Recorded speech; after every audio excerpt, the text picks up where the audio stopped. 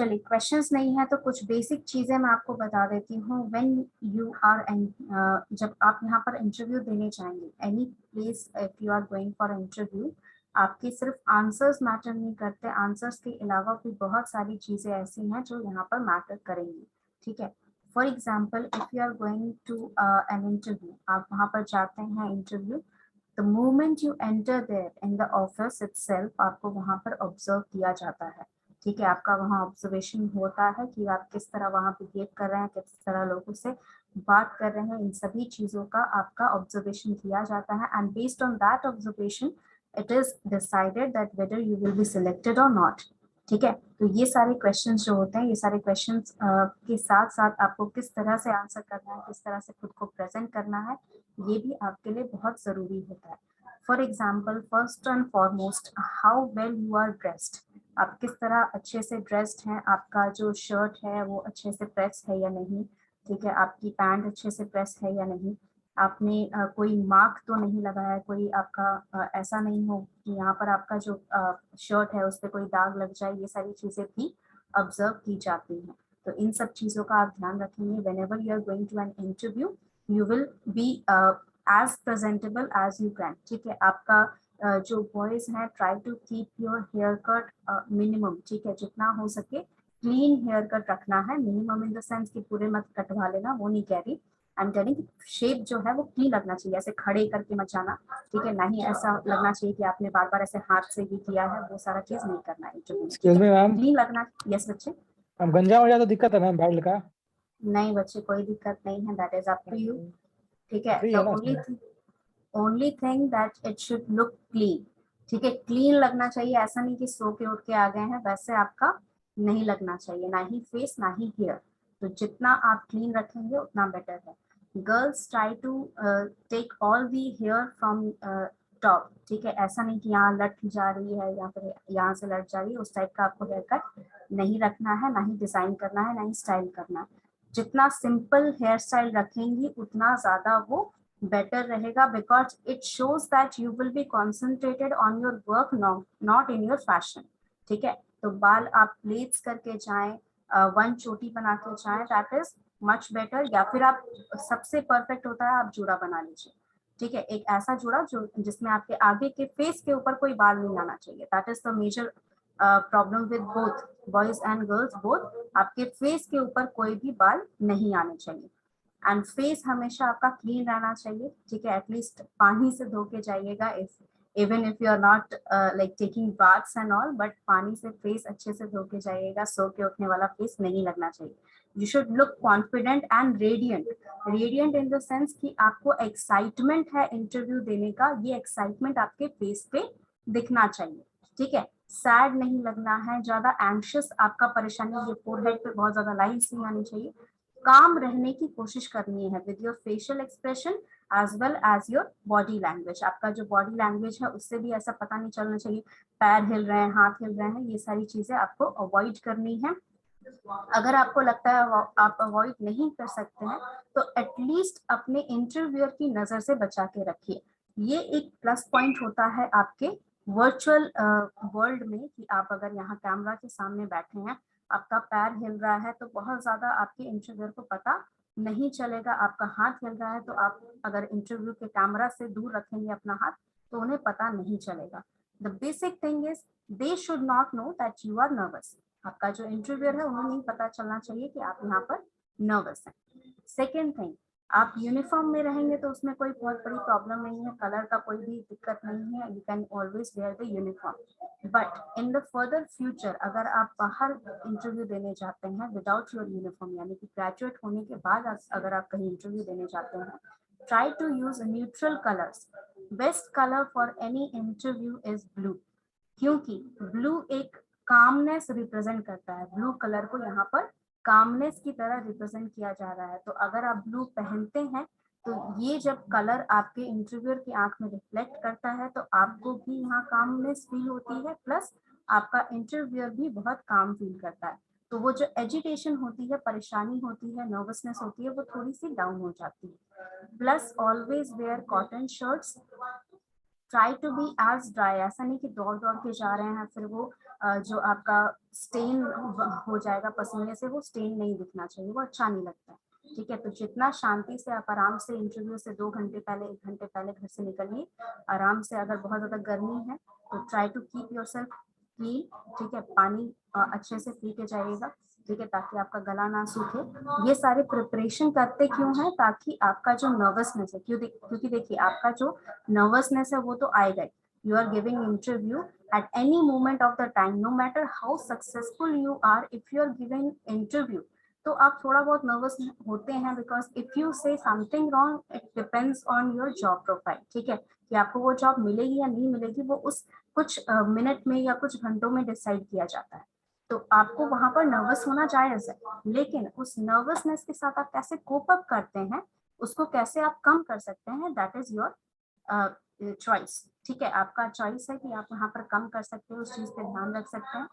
Second thing, girls, even for the girls, you can wear blue and do not wear something very bold. अगर आप उस type की position पे apply नहीं कर रहे हैं, for example if you are applying for a managerial position और something that is head higher authority, एक अथॉरिटेटिव पोजीशन के लिए आप कर रहे हैं, जैसे सीनियर एग्जीक्यूटिव हो गया या फिर सीनियर मैनेजर हो गया, या फिर आपका उससे भी ऊपर चेयरपर्सन का है, या फिर इस टाइप का कोई अथॉरिटेटिव वाला पोजीशन है, उसके लिए जब आप अप्लाई कर रहे हैं then you can go for the bold colours, for example red, orange. these colors represents that you have an authoritative aura। ठीक है, आपका जो एक पर्सनालिटी है वो अथॉरिटेटिव लगता है वहां पर। तो अगर आप उस पोजीशन के लिए अप्लाई कर रहे हैं जहां पर अथॉरिटी आपके फेवर में है, तब आप ये कलर्स यूज कर सकते हैं। ठीक है, otherwise try to go for the neutral colours, for example white, always the best one. Blue, ठीक है, लाइट ब्लू, नेवी ब्लू, बहुत सारे शेड्स हैं ब्लू के, you can wear any of that.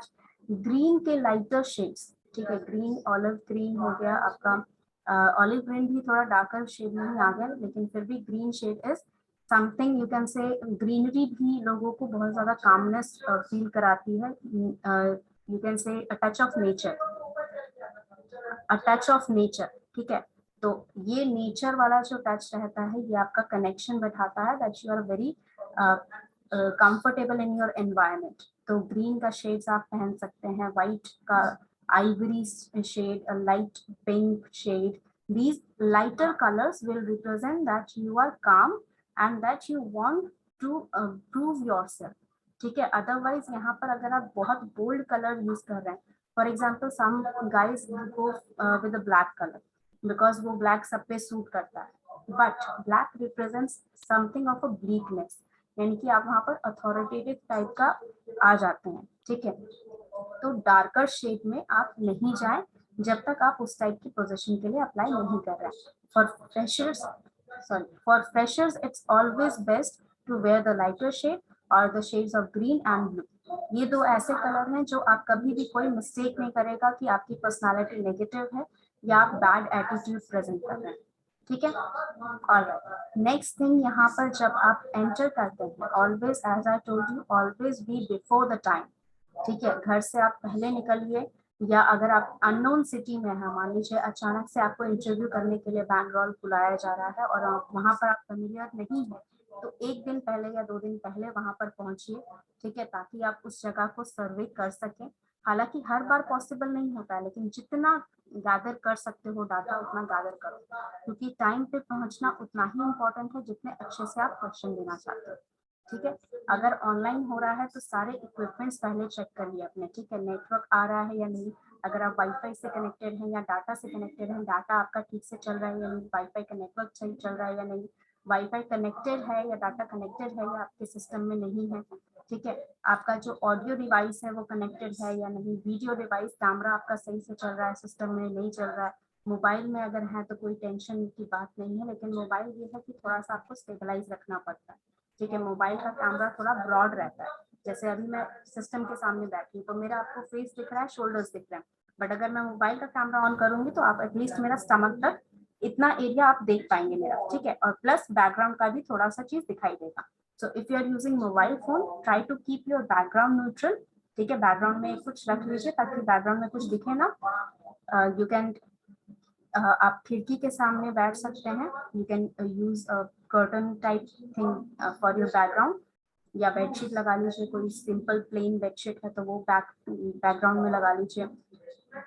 Next thing, आप अपना कैमरा चेक करिए कि आपके कैमरा में कितना चीज विजिबल है। ठीक है, आपका कैमरा में आसपास में all angles that are visible, आप कैमरा चेक करिए कि यहाँ क्या क्या चीज विजिबल है। For example, even before taking the classes, teachers यहाँ पर अपना कैमरा चेक करते हैं that nothing is wrong here, हमारे बैकग्राउंड में कुछ गलत नहीं दिख रहा है या फिर बैकग्राउंड खराब नहीं लग रहा है और मेरा वीडियो क्लियर आ रहा है या नहीं।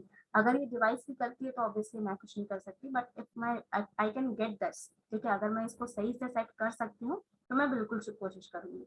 ऑडियो डिवाइस कनेक्टेड है या नहीं, ऑडियो डिवाइस में कोई प्रॉब्लम है या नहीं, वॉइस मेरी क्लियरली सुनाई दे रही है या नहीं, ये आप कैसे चेक करेंगे? Try to call a friend, एक फ्रेंड से वीडियो कॉन्फ्रेंसिंग करके देखिए जूम ऐप से। अगर जूम यूज कर रहे हैं, गूगल मीट यूज कर रहे हैं, तो एक फ्रेंड से कॉल करके सुनिए, उससे पूछिए कि आपकी वॉइस अच्छे से जा रही है या नहीं। ठीक है, तो ये सारे इक्विपमेंट चेक आप कम से कम 1 घंटे से पहले करके रखेंगे। आपका इक्विपमेंट चार्ज है या नहीं, मोबाइल से है तो मोबाइल चार्ज होना चाहिए पूरा फुल, सिस्टम है तो सिस्टम चार्ज होना चाहिए, लैपटॉप है अगर तो लैपटॉप चार्ज होना चाहिए, सिस्टम कनेक्टेड है या नहीं, यूपीएस से कनेक्टेड रखिए, बीच में अगर लाइट चलेगी तो फिर क्या करेंगे, राइट। तो ये सारी चीजें आपको सेटअप करना है, एटलीस्ट 1 आवर बिफोर आपको हर चीज यहाँ पर सेटअप करके रखनी है। ठीक है, अगर मान लीजिए कोई चीज अवेलेबल नहीं है, फॉर एग्जांपल किसी के पास लैपटॉप नहीं है और मोबाइल में उसका कैमरा खराब हो गया, तो वो कुछ डिवाइस कनेक्ट करने की कोशिश करेगा, अपने फ्रेंड से बोरो कर लीजिए कुछ देर के लिए कि तुम अपना जूम ऐप मेरे को एक बार यूज करने दो बस कुछ देर के लिए, या फिर आप अगर घर पे हैं तो अपने सिबलिंग से हेल्प ले सकते हैं, अपने फादर से हेल्प ले सकते हैं, वो तो बिना बोले ही कर देंगे, उसमें कोई बड़ी बात नहीं। बट अगर आप घर से बाहर हैं तो अपने फ्रेंड से आप बोल सकते हैं कि हाँ कुछ देर के लिए 1 घंटे के लिए मुझे इंटरव्यू देना है, तुम अपना सिस्टम मुझे दो।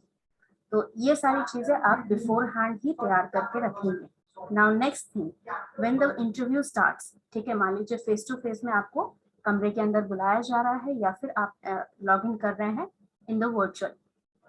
सबसे पहले आप ग्रीट करेंगे, but first thing remember, always greet when the people are looking और when the people are stable. For example class में आप यहाँ एंटर करते के साथ गुड मॉर्निंग बोलते हैं, तो पहले आप ये देखिए कि टीचर का ऑडियो डिवाइस कनेक्टेड है या नहीं, वीडियो कनेक्टेड है या नहीं। Once it is established that वो स्टेबल है, ठीक है, तब आप उन्हें ग्रीट करिए। ठीक है, या फिर अगर वो पहले ग्रीट कर दे रहे हैं तो ऐसी बात नहीं कि कुछ गड़बड़ हो गई, आप रिप्लाई भी कर सकते हैं, लेकिन थोड़ी देर पहले वेट करिए। ऐसा नहीं कि पूरा कनेक्ट करते के साथ साथ आप यहाँ पर बोल दे रहे हैं गुड मॉर्निंग सर या गुड मॉर्निंग। पहले कनेक्ट होने दीजिए, वीडियो उनका दिखाई दे रहा है आपको साफ साफ, कनेक्शन अच्छे से बैठ गया, उसके बाद आप ग्रीट करेंगे। If you are offline mode, if you are in offline mode, आप ऑफिस में जा रहे हैं, ऑफिस में ऑब्वियसली दरवाजा नॉक करेंगे, अंदर बुलाया जाएगा तो अंदर जाएंगे, अगर दरवाजा खुला है तो भी आप बिना नॉक किए अंदर नहीं जाएंगे, दिस इज द रूल। ठीक है, एंड फर्स्ट मोड, सबसे पहली बात, अगर आप ऑफलाइन मोड में जा रहे हैं, never sit on the chair unless and until you are told to. ठीक है, ये चेयर पे आपको कभी भी नहीं बैठना है इंटरव्यू में जब तक आपको बोला नहीं जा रहा। 5 मिनट खड़े रह लो, 2 मिनट खड़े रह लो, लेकिन यहाँ पर तब तक नहीं बैठोगे जब तक आपका इंटरव्यूअर आपको बता नहीं देता कि आप बैठ जाइए। ठीक है, next, one you are seated, chair को घसीटना नहीं है बैठने के लिए। ठीक है, try to be as quiet as possible, आराम से एकदम चेयर के ऊपर बैठिए। ठीक है, अगर आपको लग रहा है कि आपकी हाइट कम है या ज्यादा है, चेयर आपके लिए कंफर्टेबल नहीं है, तो जितना शांति से आप कंफर्टेबल हो सकते हैं उतना हो, अदरवाइज तुरंत बोल दीजिए कि sir this chair might not be comfortable for me. ठीक है, फॉर एग्जांपल अगर आप बहुत ही ज्यादा बड़े हैं, ठीक है, किसी की 6 फुट हाइट है, बहुत हेल्दी है, वो चेयर छोटी सी है, तो आप पहले ही बोल दीजिए sir this might not be stable. ठीक है, ये सर मैम अगर हम लोग उनके बोलने से पहले अगर बैठ जाते हैं तो ये क्या शो करता है? That you are not waiting for authorities, आप एक्शन बिना अथॉरिटी के ऑर्डर के ले रहे हैं, जो कि फ्रेशर के लिए अच्छा नहीं है।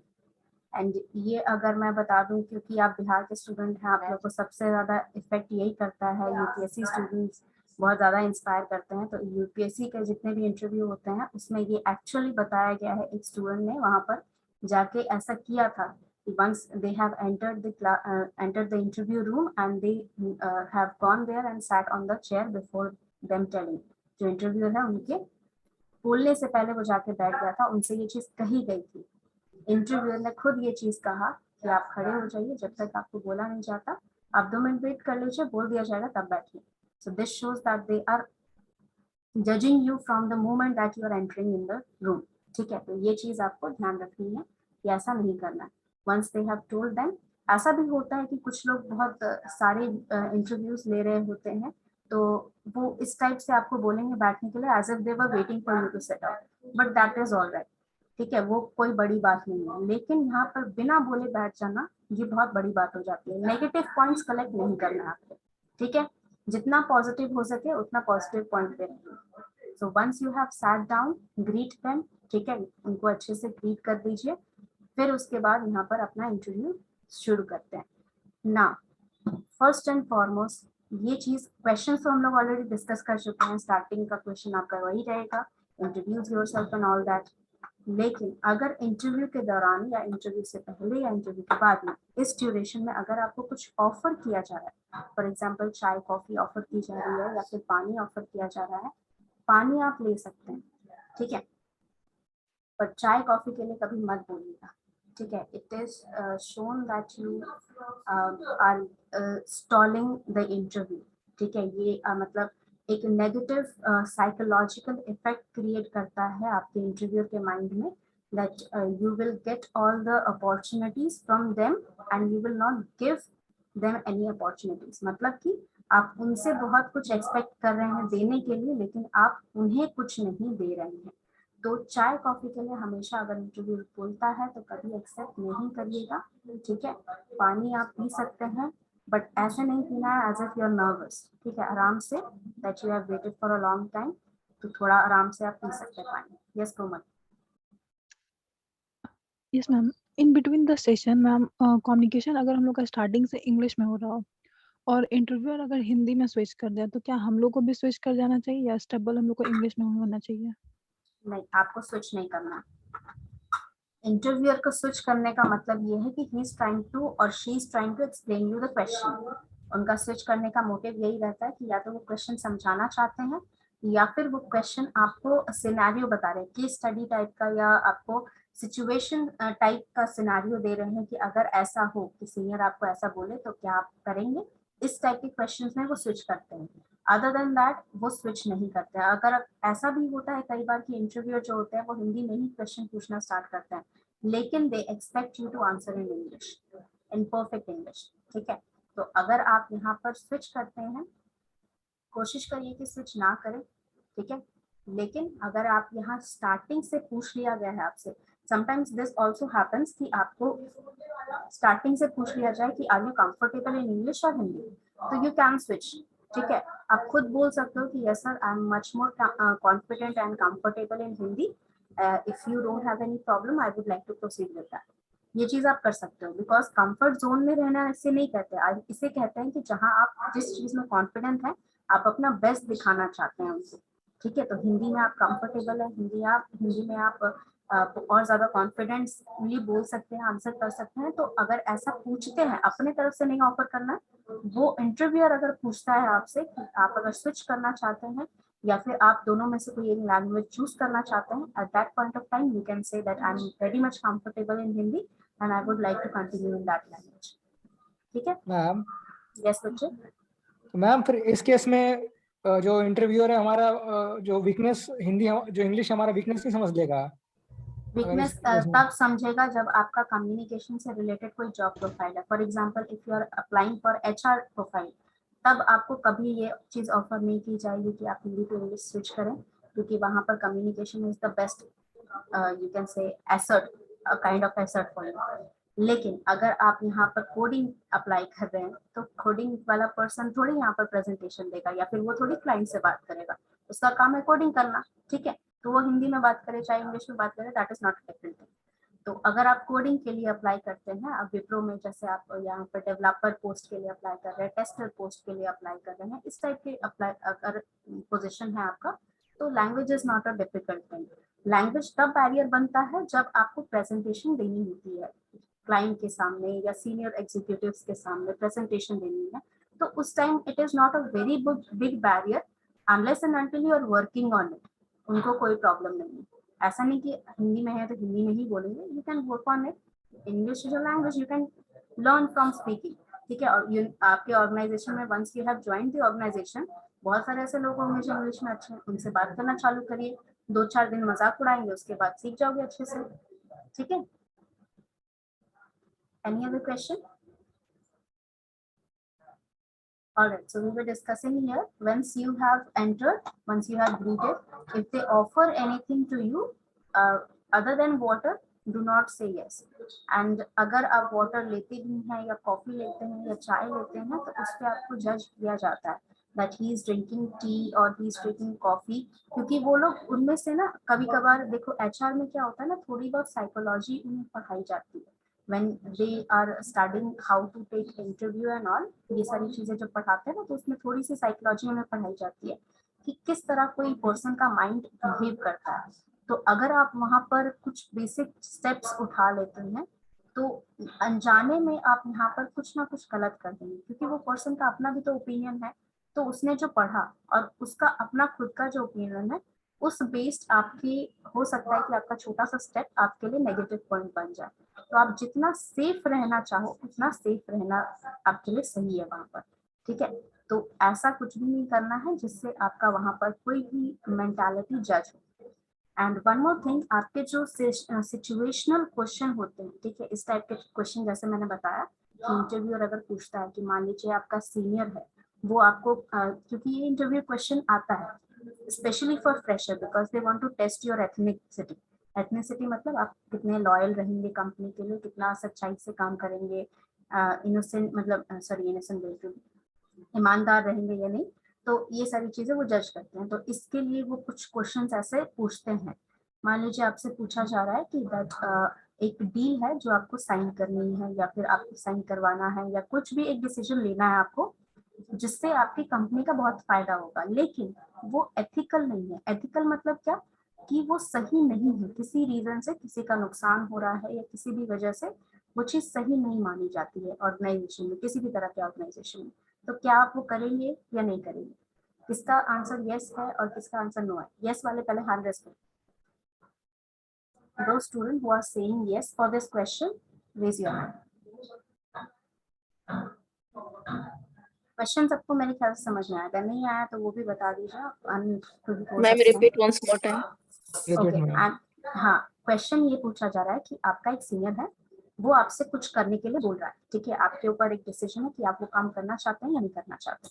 तो द थिंग इज कि अगर आप वो काम करते हैं तो आपकी कंपनी को प्रॉफिट होगा, लेकिन ये काम एथिकली गलत है, यानी कि प्रिंसिपल लेवल पे, जैसे एक इंसान का प्रिंसिपल होता है कि हमें बूढ़े व्यक्ति की मदद करनी चाहिए, इस तरह का एक प्रिंसिपल होता है आपका। तो ऑर्गेनाइजेशन में भी इस तरह का प्रिंसिपल्स होते हैं कि आप सीनियर से ऊंची आवाज में बात नहीं कर सकते या फिर आप किसी के ऑर्डर्स बिना किसी रीजन के काट नहीं सकते। तो इस तरह का जो एथिकल प्रॉब्लम्स है उसके अगेंस्ट जा रहा है, ठीक है। ईमानदारी के साथ ये काम नहीं हो रहा है, लेकिन आपकी कंपनी के लिए बहुत ज्यादा प्रॉफिटेबल है, हो सकता है कि 2 करोड़ का प्रॉफिट हो जाए उससे, ठीक है। तो इस तरह का अगर कोई काम आपका सीनियर आपको बोलता है करने के लिए तो आप करोगे या नहीं करोगे, ये पूछा जाए। If you are in the no just keep your hand lower. ये यस वाले सारे स्टूडेंट हैं जो हैंड रेज कर रहे हैं।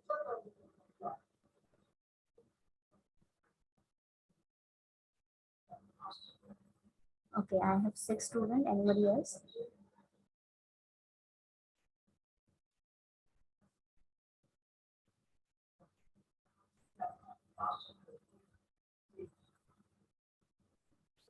Eight students. Anybody else?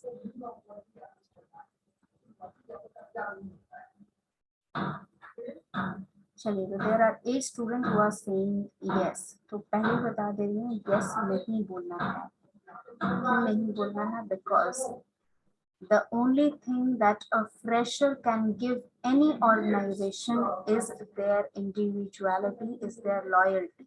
ठीक है, आप एज एन इंडिविजुअल, आप एज अ फ्रेशर अगर कुछ दे सकते हैं अपने ऑर्गेनाइजेशन को तो वो है लॉयल रहना।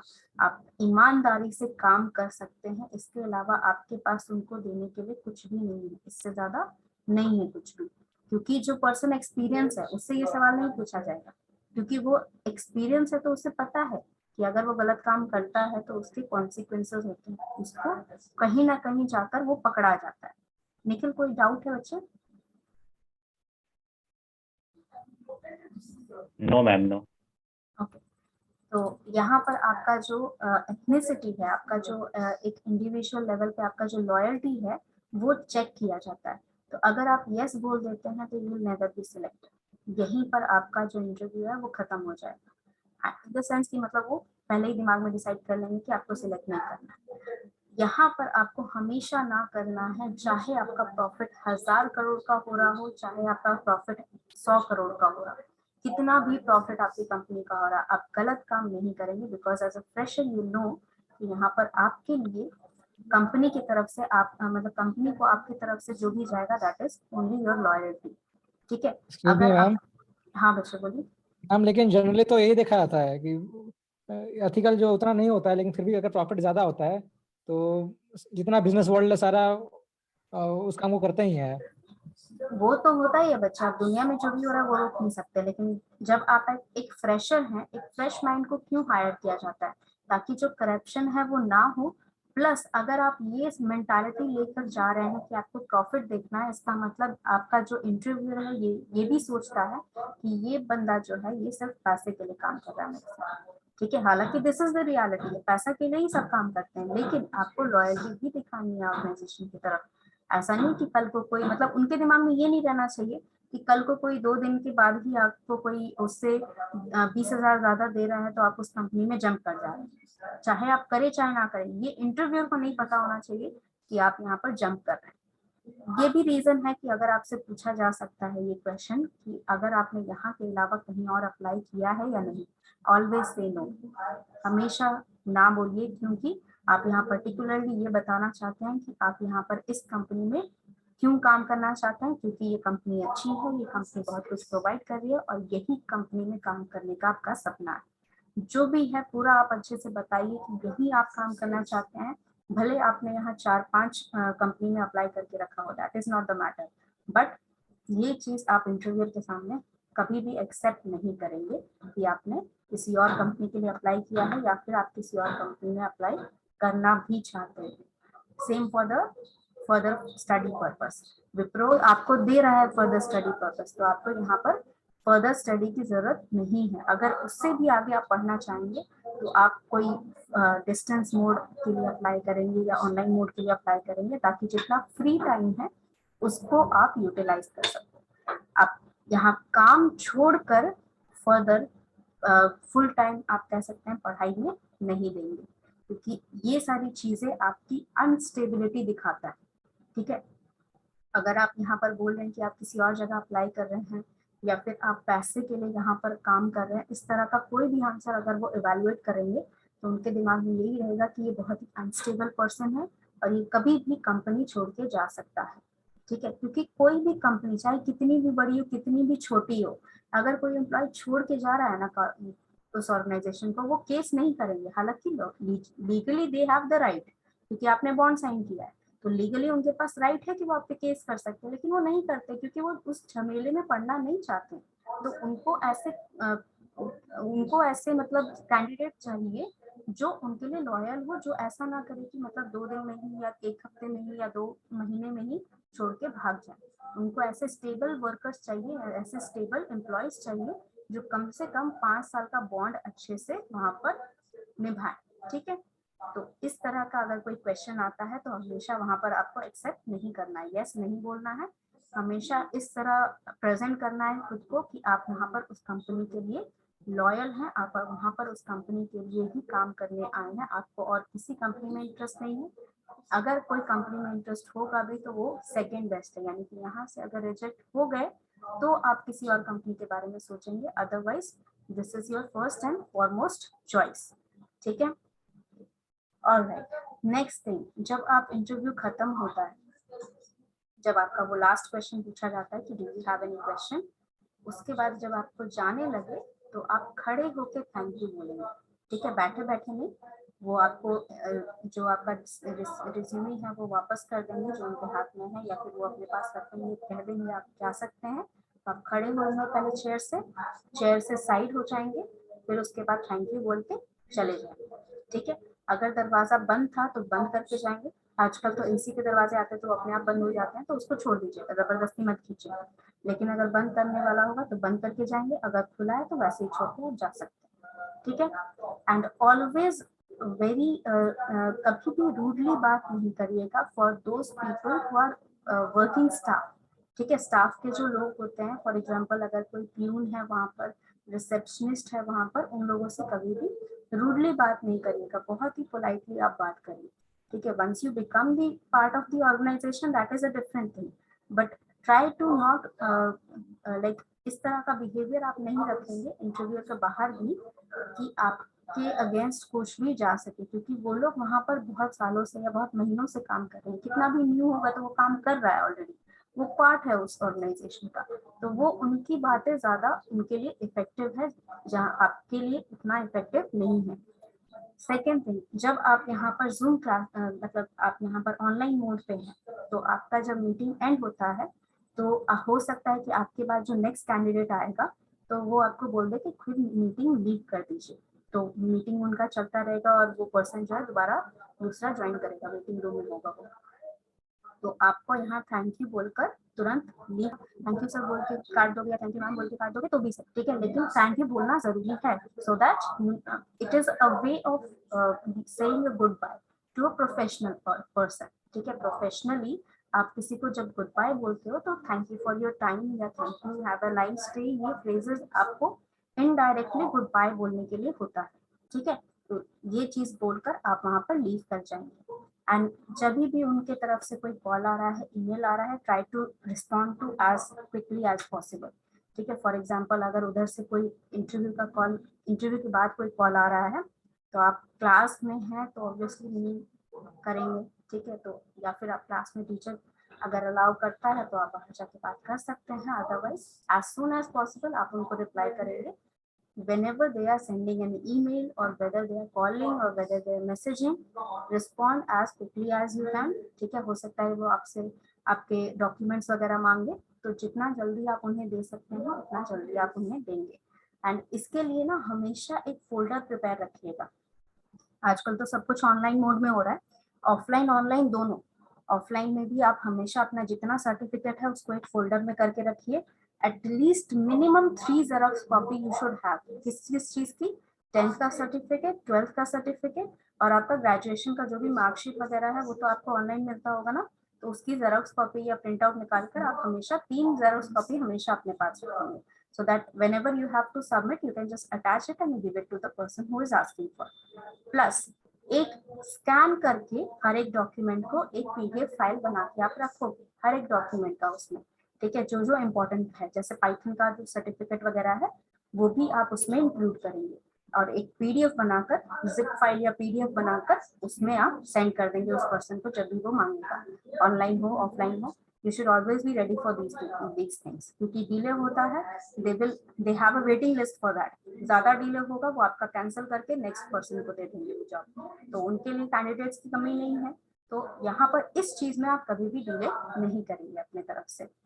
अगर नहीं कर पा रहे, फॉर एग्जाम्पल यू ट्रैवलिंग, आप यहाँ पर रास्ते में हैं और उन्होंने कॉल किया या मैसेज किया, इमीडिएटली रिप्लाई करिए दैट सर और ma'am I M in the middle of traveling, ठीक है, once I finish traveling that means once I reach home I will provide you the PDF as soon as possible, तुरंत reply करें ताकि उनको ऐसा ना लगे, नो शो वाला केस नहीं होना चाहिए कि बोल के नहीं आए करके, वो केस नहीं करना है, क्लियर कट उनसे बात करनी है, अगर नहीं करना है सीधे सीधे रिप्लाई कर दीजिए, sorry ma'am I am not interested और sorry I can not join, I have some personal problem और व्हाटएवर, कोई भी बहाना बना दो, लेकिन तुरंत रिप्लाई करके बता दो अगर नहीं ज्वाइन करना है तो, so that they have other options, या दूसरे कैंडिडेट को वो कंप्लाई कर पाए, रिप्लाई कर पाए कि हाँ मेरे पास वैकेंसी खाली हो गई है, आप यहाँ पर शॉर्टलिस्टेड में थे, आपको सिलेक्ट कर लिया गया, ठीक है।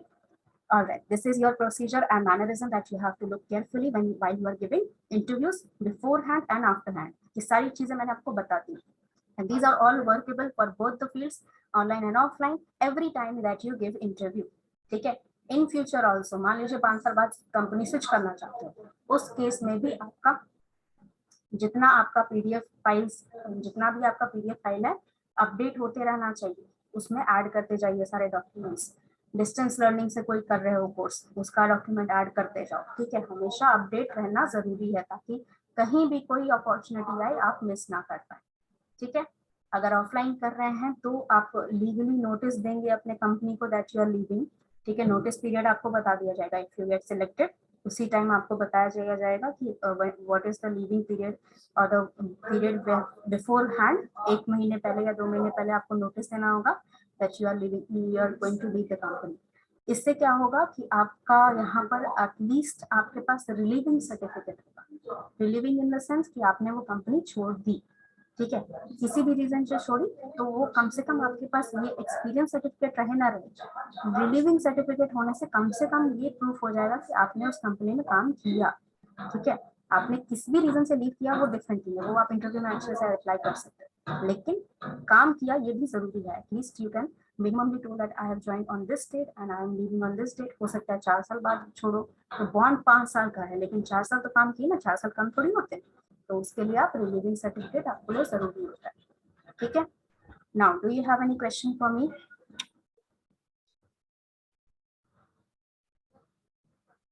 आपके साइड से कोई भी particular question regarding anything? Excuse me ma'am, yes बच्चा। मैम अगर इन बिटवीन इंटरव्यू अगर कोई क्वेश्चन इंटरव्यूअर हमसे आस्क करता है और एट उस क्वेश्चन का आंसर हमें पता है लेकिन एट ए टाइम हम लोग नहीं दे पा रहे हैं, इस सिचुएशन में हम लोग को क्या करना चाहिए? इस सिचुएशन में you should say directly to the interview that at the moment I can not remember. For example ये भी रियल सिनेरियो है, ठीक है। इसीलिए आपको मैं एक काम करूंगी, आपको मैं 2-3 ना इंटरव्यूअर्स के ये भेजूंगी, लिंक्स भेजूंगी, वीडियोस भेजूंगी, वो आप वॉच करिएगा, ठीक है। उसमें ये चीज दिखाई गई है कि अगर ऐसा होता है कि आप जैसे 3-4 एग्जाम्पल कई बार पूछे जाते हैं, तो एग्जाम्पल आपको 3 नहीं आ रहे, 2 ही याद आ रहे हैं या 1 ही याद आ रहा है, तो आप वो एग्जाम्पल दे देंगे एंड बोल देंगे eight the moment nothing is coming up other than that, I can't remember anything else, this is the only options that I can deliver to you, ये चीज बोल सकते हो, ठीक है। लेकिन ये मत बोलना कभी भी कि सॉरी मैम याद नहीं है, ऐसे मतलब बुरा खुद को फील नहीं कराना है, सीधे बोल देना है right now I can not remember, बस इतना बोल देना, that is enough. I know this but right now it's not coming in my mind or right now I cannot remember this, ये काफी होता है। क्योंकि अगर ऐसा बोलने लगो सॉरी मैम नहीं याद आ रहा है, ऐसा ये चीज नहीं करना, ठीक है, ये प्रोफेशनल नहीं होता। तो अगर नहीं याद आ रहा है तो साफ साफ बोल दीजिए that right now it is not coming in my mind और I can not remember more right now. Any other question? No ma'am. Alright, so let's not drag it, ठीक है, लंबा खींचने का जरूरत नहीं है। मेरे तरफ से इतना ही आपका शेड्यूल था। And if you get selected or if you get the mail, just let me know if you are feeling nervous or if you want some other tips, I can do that for you. And इसके बाद next class से we will start your communication class. जो actual communication का आपका लगा है, I will start the syllabus. I have given you all the profiles. And those students जो attend नहीं किए हैं, अगर वो पूछते हैं यहाँ पर आपके मैम ने क्या बताया है, तो इन दोनों सेशंस का, पिछला वाला और आज वाला दोनों सेशन का लिंक मैं आपको ग्रुप में सेंड कर दूंगी, उन्हें बोल दीजिएगा कि वो देख सकते हैं यूट्यूब पे जाकर, ठीक है। Yes, ma'am. Yes. All right, so let's end this session here and I can take the attendance directly from the website, don't worry about that. Okay, ma'am. Thank you, ma'am. Sure. Thank you ma'am.